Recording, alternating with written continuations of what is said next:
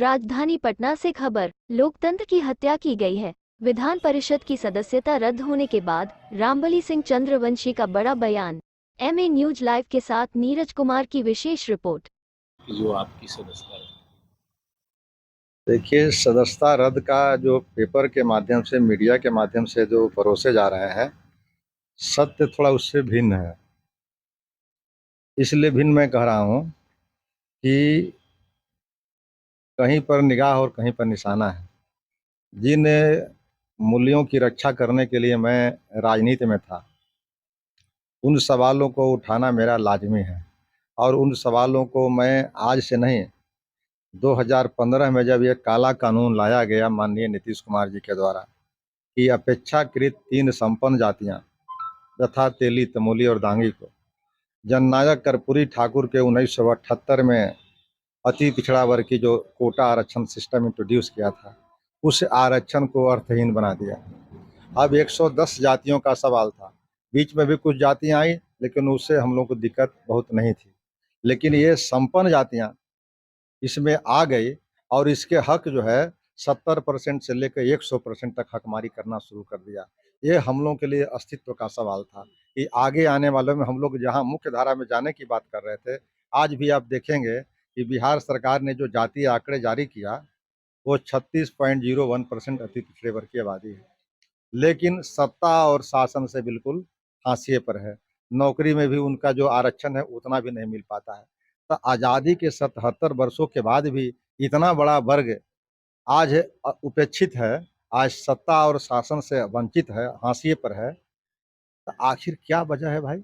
वजह तो कुछ न कुछ होगी। तो उन वजहों को लेकर के जो सबसे बड़ा वजह मुझे अभी अति पिछड़ों का सवाल उठा, वो इन 3 जातियों का था। उसको लेकर के मैंने उच्च न्यायालय गया, सर्वोच्च न्यायालय में लंबित है मामला, और फिर इसको मैं पब्लिक के फोरम पर यानी जनता की अदालत में गया।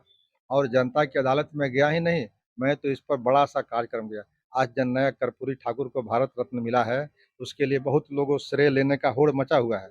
लेकिन बहुत लोगों ने क्या किया है, बहुत लोगों ने किया कि कर्पूरी ठाकुर के जयंती के दिन या पुण्यतिथि के दिन एक लाइन का बयान मांग दिया कि कर्पूरी ठाकुर को भारत रत्न दिया जाए।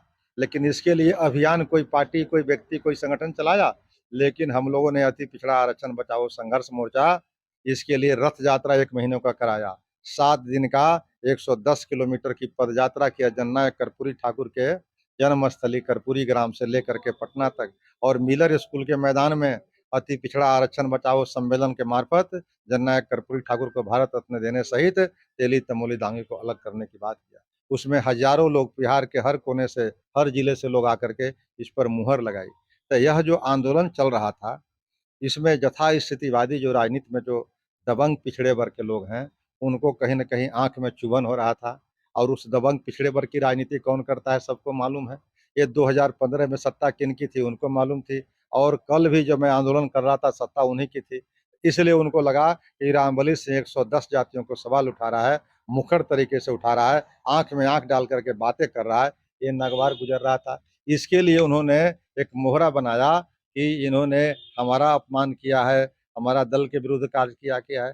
अब लालू प्रसाद जी के राज में, नीतीश जी के राज में ये चीज़ें, काला कानून लागू हुआ है, तो मैं क्या कहूँगा कि नीतीश जी जिम्मेवार नहीं है इसके लिए। मेरी जो स्थितियाँ खराब हो रही है, मैं लगातार हाशिए पर जा रहा हूँ, मेरी हकमारी हो रही है, इसके लिए ये सरकार जिम्मेवार नहीं है, ये मैं झूठ बोल दूँ?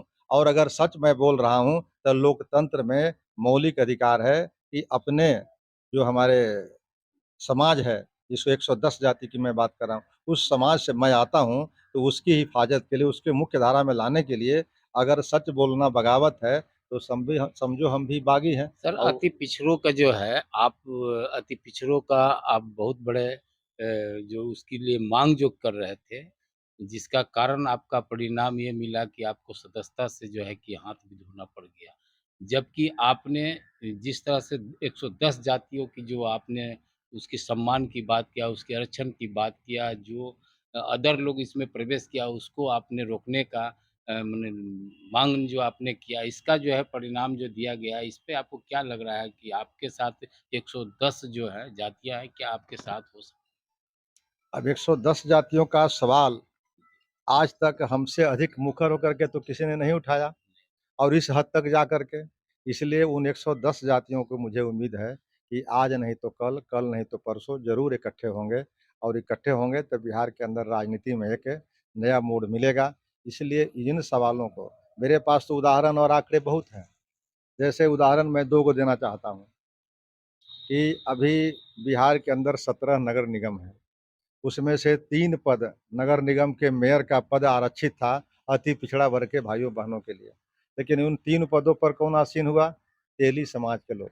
एक भी जो परंपरागत 110 जातियाँ थी उसको मयस्सर नहीं हुआ। आप देखेंगे जिला परिषद, बिहार के अंदर 38 जिले हैं। 38 जिले में से 8 जिला परिषद का अध्यक्ष का पद पंचायती राज में बहुत महत्वपूर्ण पद होता है, वो अति पिछड़े के लिए आरक्षित था।